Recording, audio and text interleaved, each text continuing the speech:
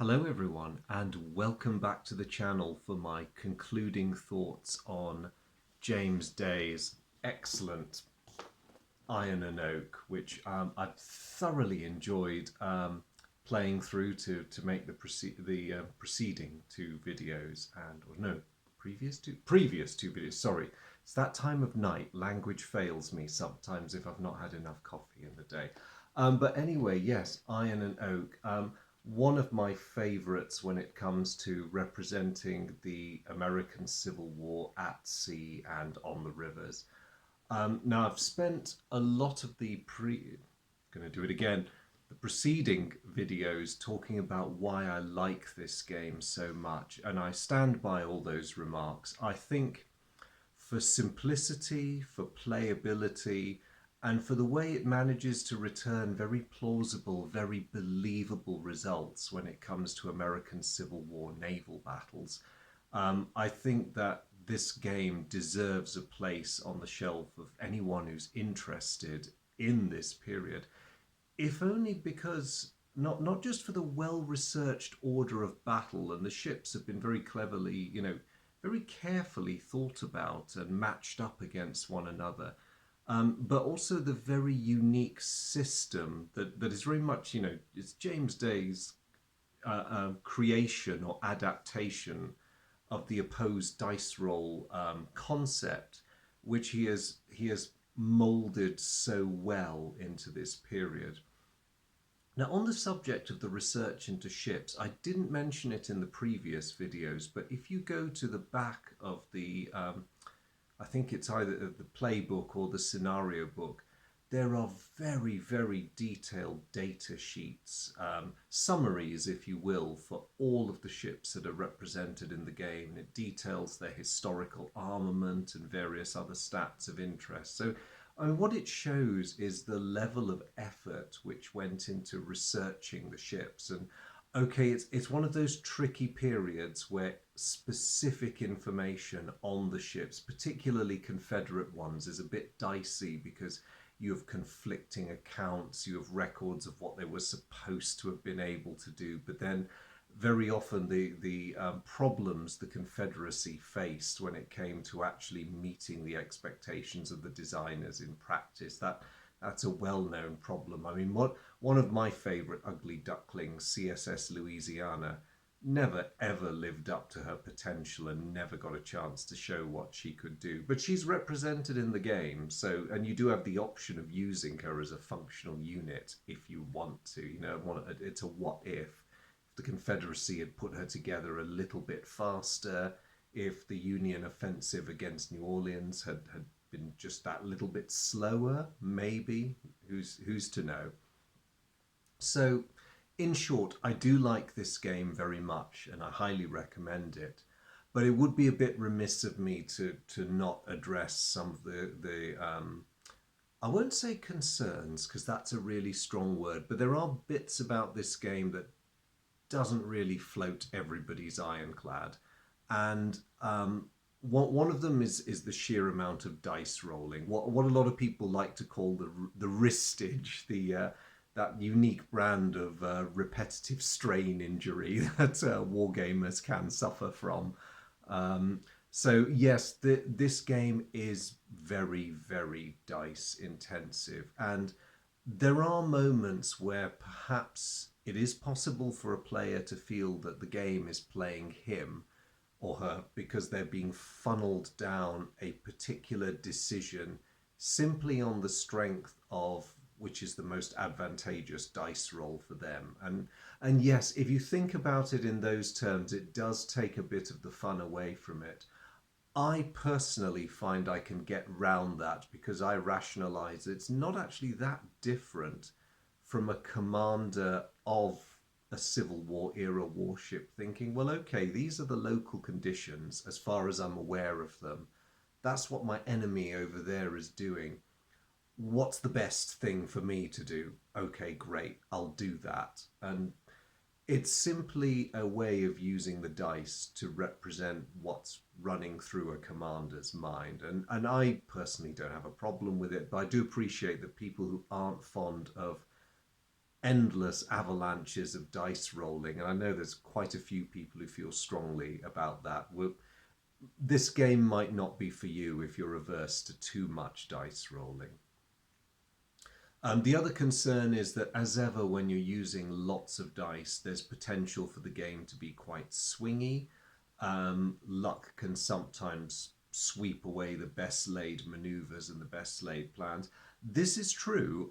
You do find examples where you find that no matter what you do in this game, and as among many others, if the dice gods don't like you that day, you're not going to have a good day of it.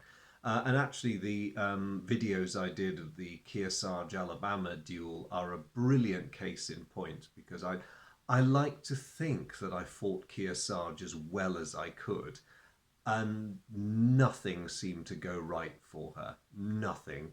Whereas Alabama had it her own way all the way. But then I'd also gently point out within that when you look at it, the sort of thing that happened to the Kearsarge in the game happened to the Alabama in real life.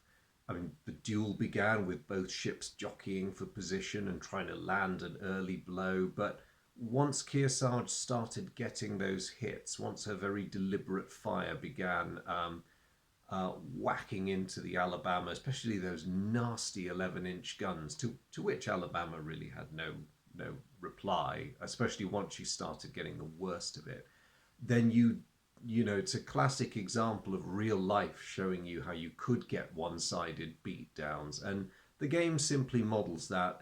It's just that for whatever reason, maybe they were more on the ball, maybe their armament behaved as it should have done, maybe even weather and visibility favored them better. The Alabama in that scenario just had a better day of it than the Kearsarge. But I find that's quite unusual. Most of the other scenarios in this game, and I have played most of them, some of them a couple of times, you get a fair bit of damage on both sides, and even, I mean, a game like Mobile Bay, you find that the victorious Union side, and the Union side is generally victorious in the Mobile Bay scenario, but they get hurt. They get hurt. The Tennessee, particularly, is a nasty customer of an ironclad, and if you let her too close to your wooden hulled ships, you will pay for it. I know the USS Hartford historically went right alongside her and did all that heroic stuff, but her casualties, in consequence of that, were pretty high compared to Tennessee's. So, victory, but at a price, and that is modelled quite well by this game. So, the only other objection I can think of that people will understandably have is the very abstracted nature of maneuvering in this game. If you want to feel like you're really driving a Civil War ironclad, or perhaps commanding one is a more appropriate word to use, then perhaps the titles I've mentioned before, Yakinto's Ironclads or Smoke on the Water, or any of the other really detailed rule sets might be better. But I think, again, that the trade-off here that Jim Day has carried out very successfully is that you give up the fine control over a lot of the detail of what your ship is doing and how it's doing it. But what you gain from that is more brain power to think more broadly about what your objectives are. Where do you need to get to on this particular stretch of water? How do you outflank, or better, sink or disable what's in your way? You can do anything from a single ship action to a bigger picture action, and it gives you that liberty to think, because the nitty gritty is dealt with by the system so that you don't have to. That may not work for everyone, but for me, I think it does work. So I suppose what I'm trying to say with all these points is I understand why there's quite a few people out there who don't get on with this game, but I hope my comments here will equally help people to understand why the very things which are possibly negative about it are also strengths. And if you've never tried this game, I would recommend you do it, because you won't really lose anything by trying it. If you really love it, then great, you've made yet another gaming friend. If you don't like it, then well, you've tried it. So and because it plays so quickly, it won't take up too much of your time to find out that you don't like it. Now, I've spoken previously about how adaptable the game is, how you can use it for quick battles, how you can generate a campaign out of it, how you can do whatever you like. But the adaptability does not end there. I praised GMT in the opening video, particularly their art department, for the very fine broadside depictions of the ironclads and all the other classes of ships that the game offers. But I will say that it looks very weird seeing a side view on a map, a profile view of a ship, especially when you're pulling a maneuver like ramming or crossing the T. To have these, two profile views sort of smudged up together, it just doesn't look right. But it's very easy to solve that problem. And if any of you, like me, are interested in pimping your ironclads, if I can use that phrase, then Wargame Vault is a very worthy place to go, because I found these sheets, and there are pages and pages of them. You can very easily pay a couple of dollars, and that's US dollars, not British pounds. A couple of dollars gets you just about every major warship, blockade runner, and raider on both sides in the American Civil War. Take it home, color printed off, ordinary paper, get some spare cardboard, pair of scissors, glue, Bob's your uncle. You can construct your own fleet within minutes. Now, the reason all this is still here is because I've been doing it on a scenario by scenario basis. And in fact, what I'm going to do in the near future, because I've enjoyed Alabama Kearsarge so much, I've actually clipped out their counters from this, and I am going to be putting them together. I mean, these are meant for use with miniatures rules, but at this size, they fit the Iron and Oak map beautifully. And if you want to make it look even better than that, and this is something I have done as well, you can pimp your ironclads even further. So these are very small scale representations. Of course, everyone knows it's Monitor and Virginia, but these look amazing on the map as well, and it looks a lot better when you're attempting ramming with these two. There's something really nice about the 3D, and if you use different shades of cotton wool for your smoke markers, or your bit of orange on them for fire markers, it looks incredible. I don't have much of a fleet, I must admit, so at the moment I've only got minis for most of the ironclad on ironclad scenarios, but it's a game that rewards bringing in the more tabletop side of the hobby. So you've got those options too, and I think I paid the equivalent of £8 for both those models. So they're not. It's not a pricey business getting yourself a decent American Civil War fleet, and so much the better if you can repurpose ironclads or counters from different rule sets, because then you've got a one ship fits all. You can do whatever you like with them. So yes, if you do get into this game, I would encourage you to try that sort of thing as well, because it's great fun. I really enjoyed painting those ironclads, and let's face it, compared to a Napoleonic ship of the line, that's not a difficult thing to sit down and paint. So on that happy note, and just to summarize, I have owned Iron and Oak for, I think I bought my copy a few years after it came out. It's been at least 5 or 6 years for me. I've played it fairly regularly on and off since I got it, but I have never ceased to enjoy it.